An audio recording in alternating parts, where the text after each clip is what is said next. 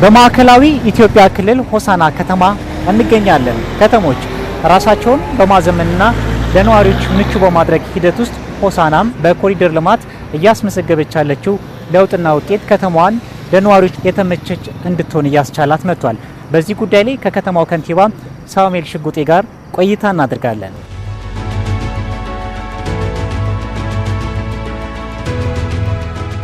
እንኳን ደህና መጣ ሰለሞን። እንኳን ደህና ቆይ። ይሄ እንግዲህ የሆሳና ከተማ ናት። የሆሳና ከተማ የማዕከላዊ ኢትዮጵያ ክልል ርዕሰ መዲና ናት። ከአዲስ አበባ 232 ኪሎ ሜትር ላይ ትገኛለች። እንደምታየው ከተማችን በአሁኑ ሰዓት ድምቅምቅ ብላ ለ20ኛው ብሔር ብሔረሰቦች በዓል እንግዶቿን ለመቀበል ነው ተዘጋጅታለችው። የሆሳና ከተማ የምትታወቀው የሰላም ተምሳሌት በመሆኑ ነው የምትታወቀው። የሴሌሚዎች ምድር ተብላ ትታወቃለች። ሴሌሚዎች ማለት ቁመተ ሎጋ መልከ መልካም ልጃገረዶች ስያሜ ነው። ሴሌሜን ደግሞ ታውቃለህ፣ የአንድነት ማሳያ ተያይዘን እንደግ የሚል ነው። አሁን እንደምታየው ይሄ ኮሪደር አሁን ያለንበት ሳይት 12.4 ኪሎ ሜትር የኮሪደር ሳይት ነው። በኮሪደር መሰረታዊያን የሚባሉትም በሙሉ ሊባል በሚችል ደረጃ አሟልቶ ተሰርቶ ያለበትና አሁን በቅርቡ ለምናካሄደው የብሔር ብሔረሰቦች በዓል እንግዶቿን ለመቀበል ተዘጋጅታ ደምቃ የምትገኝ ከተማ ላይ ነው የምትገኘው።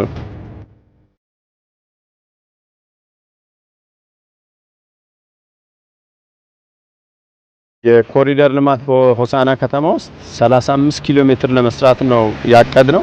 በመጀመሪያ ዙር 24.5 ኪሎ ሜትር አቀደን ለመስራት ጨረታ ሂደቶችን ሁሉ ካሳለፍን በኋላ 10.3 ኪሎ ሜትር አጋጣሚ ሆኖ በፌደራል መንገድ የሚሸፈን ስለነበረ 12.4 ኪሎ ሜትርን አሁን ያለንበትን ሳይት ሁሉንም መሰረታዊያን የሚባሉ የእግረኛ መንገድ፣ የአካል ጉዳተኛ፣ የሳይክል ዌይ፣ የአረንጓዴ ልማት፣ ስማርት ፖል፣ ማረፊያዎችን፣ የአውቶቡስ መጠበቂያ ቦታዎችን፣ ፋውንቴኖችን፣ የመኪና ፓርኪንግ እነዚህን ሁሉ ባካተተ መልኩ እየሰራን ያለ ነው።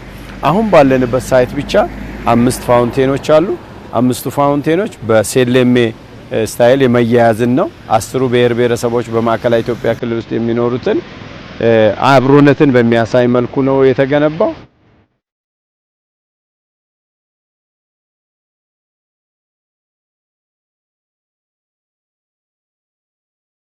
እንደምታዩት ኮሪደሩ በጣም ሰፊ ነው።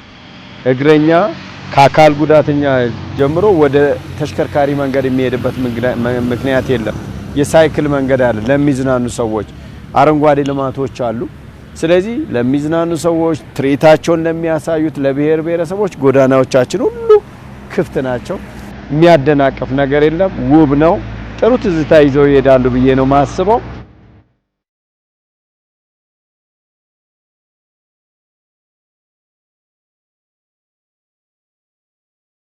ሌላኛው የመንገድ መሰረተ ልማት በብዛት እየሰራን ያለ ነው። በከተማ በውስጥ አቅም 20 ኪሎ ሜትር የአስፋልት መንገድ አለ። 10.3 ኪሎ ሜትር አዲስ በፌደራል መንገድ እየተሰራ ኮሪደርን ያካተተና 5 ኪሎ ሜትር ቀደም ሲል እየተሰራ ያለውን ስንወስድ ወደ 35 ኪሎ ሜትር የአስፋልት መሰረተ ልማት አለ። በጥቅሉ የሳኒተሪ ፕሮጀክት አለ። እጅግ በጣም ከፍተኛ የሆነ ወደ 549 ሚሊዮን ብር የሚሰራ የፈሳሽ ቆሻሻ ማስወገጃና ሪሳይክሊንግ ሳይቶች አሉ።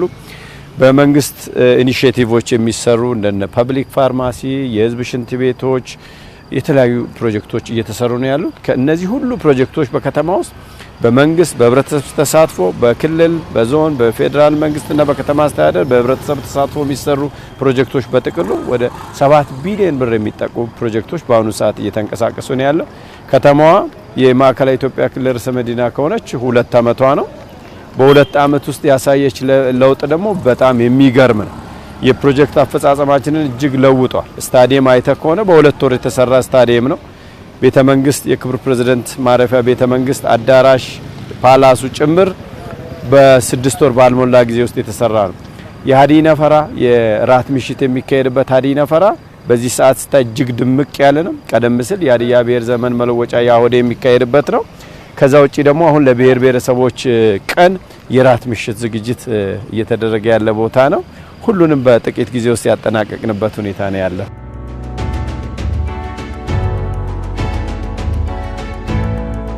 ሌላኛው ምናልባት እየተቀመጥን የምናወራው የሆቴሎቻችን ዝግጅት በሚመለከት የከተማችን ውስጥ ትልልቅ ሆቴሎች አሉ።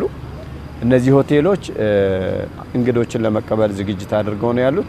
ቀደም ሲል ግንባታቸው ተካሂደው ያልተጠናቀቁ ሆቴሎች ጭምር እንዲጠናቀቁ ተደርገው ኢቭን በአገር ውስጥ ያልነበሩ ሆቴል ቀስ እያሉ እየጨረሱ የነበሩ ሰዎች እንግዶች እየመጡ መሆኑ ተነግሯቸው በተለይ በክልላችን ክቡር ፕሬዝዳንት ተገልጾላቸው መተው እዚህ አርፎ እየሰሩ ነው ያሉት። ቪቪአይፒ እንግዶችን ሚዙ ተለይተው ነው ዝግጅት እየተደረገ ያለው። ከዚህ ውጪ የባህል ልኡካን ቡድን አባላት ዋቸሞ ዩኒቨርሲቲ ውስጥ ወደ 1600 በላይ ንጹህ አልጋ፣ ፍራሽ፣ አዳዲስ አንሶላዎች ጭምር ተዘጋጅቶ በነገው ዕለት ጭምር እንግዶች የሚገቡ ቢሆን ለማስተናገድ በሚቻል ሁኔታ ዝግጅት ተደርጓል። ከዚህ ውጪ ህብረተሰቡ ደግሞ የእንግዳን ለመቀበል በዚህ አካባቢ በሚታወቅ እንግዳ አቀባበል ባህል ዝግጅት አድርጓል። ይደነቁባታል፣ ይወዷታል፣ ደጋግሞ የሚመጡባት ከተማ ይሆናል ብዬ ነው የማስበው።